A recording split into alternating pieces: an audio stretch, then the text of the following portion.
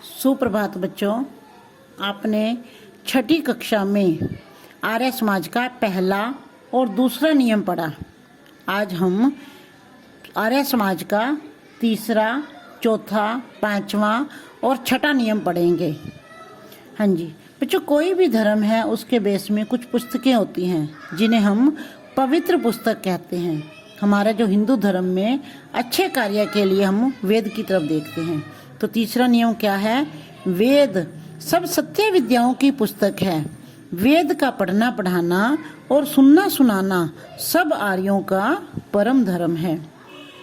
यानी कि आर्य समाज का बेटे जो पहले दो नियम थे उसमें हमने क्या किया था? उसमें हमने ईश्वर के स्वरूप की व्याख्या की गई थी। उसने हमने ईश्वर के स्वरूप के बारे में पढ़ा था। लेकिन तीसरे नियम में क्या बताया गया है? तीसरे नियम में बताया गया है कि वेद क्या है और उसके संबंध में हमारा कर्तव्य क्या है, हमारी क्या ड्यूटी है। तो वेद कितने हैं बेटा? वेद 4 हैं। कौन कौन से हैं? ऋग्वेद, यजुर्वेद, सामवेद और अथर्ववेद। कौन कौन से? ऋग्वेद, यजुर्वेद, सामवेद और अथर्ववेद। इस नियम में वेद सबसे पहले है और सत्य विद्याएं बाद में। इसका क्यों है ये सबसे पहले? क्योंकि कौन सी विद्या सत्य है और कौन सी नहीं, इसका जो निर्णय करने वाला है वो वेद है। वेद के द्वारा सत्य और असत्य की परख होनी चाहिए। किसी भी भ्रांति अर्थात संदेह या हट यानी जिद के आधार पर सत्य, असत्य या वेद की परख नहीं हो सकती। वेद अपौरुषेय है, यानी कि वो किसी पुरुष या व्यक्ति ने नहीं बनाए हैं। सृष्टि के आदि में, आदि होता है बेटे आरंभ में, शुरुआत में, सृष्टि के आदि में परमेश्वर ने चारों वेदों का ज्ञान किस किस को दिया था? अग्नि, वायु, आदित्य और अंगिरा को प्रदान किया था। उन्होंने उसे आगे प्रचारित किया यानी कि फैलाया। वही ज्ञान आज पुस्तक के रूप में है। अतः सत्य असत्य यानी कि सत्य और असत्य एवं कर्तव्य यानी कि कर्तव्य और अकर्तव्य को जानने के लिए वेद को पढ़ना और सुनना आवश्यक है। ज्ञान को आगे बढ़ाने तथा पूर्णतया ज्ञान ग्रहण करने के लिए उसे पढ़ाना और सुनाना भी अपेक्षित है। अपेक्षित यानी कि आशा रखनी चाहिए हमें कि हमें किस तरह से ज्ञान को आगे बढ़ाना है। जैसे कि मान लो बच्चों, एक छोटा सा उदाहरण देती हूँ आपको मान लो साइंस इतनी जल्दी समझ में नहीं आती, तो क्या करेंगे आप? उससे पहले अपने टीचर से, अपने अध्यापक से उसको ध्यान से समझेंगे। फिर आप उसको दोबारा से घर में बैठकर आराम से उसको फिर करेंगे, दोबारा से उसको समझेंगे। फिर जब आपको अच्छी तरह से समझ आ जाएगी तो आप उसे किसी अपने मित्र को, किसी अपने दोस्त को फिर से समझाओ। तो इससे जो आपकी नॉलेज है वो बढ़ जाएगी, उससे आपका ज्ञान जो है वो पक्का हो जाएगा। तो इसी तरह से क्या कहा गया है कि ज्ञान को आगे बढ़ाने तथा पूर्ण रूप से ग्रहण करने के लिए उसे पढ़ाना और सुनाना भी अपेक्षित है। वेद ज्ञान मनुष्य मात्र के लिए है, किसी व्यक्ति, जाति, देश या वर्ग विशेष के लिए नहीं। प्रत्येक व्यक्ति का वेद पढ़ने का अधिकार है। हर मनुष्य को वेद पढ़ने का अधिकार है। यद्यपि 6 शास्त्र, उपनिषद, पुराण, स्मृतियाँ, रामायण, महाभारत और गीता आदि प्रामाणिक ग्रंथ माने जाते हैं, पर ये वेद के अनुकूल होने से प्रमाण है। वेद ईश्वरीय ज्ञान होने से प्रमाण है, अतः वे सबसे ऊंचे हैं। यही कारण है कि आर्य समाज उनके पढ़ने पढ़ाने और सुनने सुनाने को प्रत्येक श्रेष्ठ व्यक्ति का परम धर्म मानता है। आगे है चौथा नियम। सत्य के ग्रहण करने और असत्य को छोड़ने में सर्वदा यानी कि हमेशा उद्यत रहना चाहिए यानी कि हमेशा तैयार रहना चाहिए। सत्य क्या है?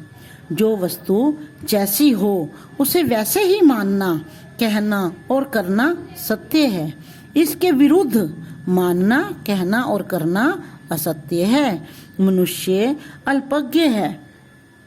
अल्पज्ञ यानी कि थोड़ा जानने वाला है। उसे स्वभावतः सत्य और असत्य का सही ज्ञान नहीं हो पाता।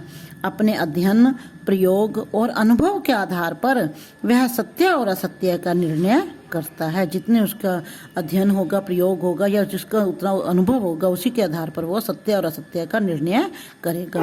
कभी कभी वे मान्यताएं जिन्हें मनुष्य सत्य सिद्ध कर होती है, जिन्हें मनुष्य सत्य मानता रहा है, असत्य प्रमाणित होती है, और कभी असत्य मानी गई बातें सत्य सिद्ध होती हैं। पहले जैसे कुछ लोग धरती को क्या मानते थे, चपटी मानते थे, पर वह क्या हुई, गोल सिद्ध हुई। विमान और आकाशवाणी कपोल कल्पना माने जाते थे। कपोल कल्पना यानी कि मन से गढ़ी हुई बात मानी जाती थी, जिसकी वास्तविकता से कोई संबंध नहीं था, वे सत्य सिद्ध हुए हैं। समझदार व्यक्ति का कर्तव्य है कि वह असत्य सिद्ध होने वाली बातों, मान्यताओं को छोड़ता जाए तथा स्वाध्याय यानी कि विषय का अध्ययन और खोज आदि के द्वारा उपलब्ध सत्य ग्रहण करता जाए। व्यक्ति को अपना आचरण, अपना व्यवहार सत्य पर आधारित रखना चाहिए। सत्य की खोज तथा उसके आचरण में हमेशा लगे रहना चाहिए और असत्य को तुरंत उसी समय छोड़ देना चाहिए। अब आके 5वां नियम देखिए बेटा। सब काम धर्मानुसार अर्थात सत्य और असत्य को विचार कर करने चाहिए।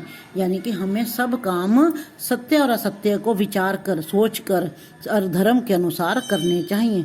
इस नियम का संबंध जो है हमारे प्रतिदिन के जीवन से है। हम प्रातः उठने से लेकर रात को सोने तक कुछ न कुछ करते रहते हैं। रात को स्वप्न में भी हमारा मन कुछ न कुछ करता रहता है। यह नियम हमें शिक्षा देता है कि जागते या सोते हम जो कुछ भी करें वह धर्म के अनुसार हो, पाप हम न करें। जिन नियमों से संसार में सुख शांति रहती है, अपनी तथा दूसरों की उन्नति अर्थात अभ्युदय होता है, अभ्युदय यानी कि वृद्धि होती है, जिनका आचरण कल्याणकारी है, वे नियम धर्म कहलाते हैं। नास्ति सत्यात् परो धर्मो नास्त्यात् पातकम परम, यानी कि सत्य से बड़ा धर्म और असत्य से बड़ा पाप नहीं है।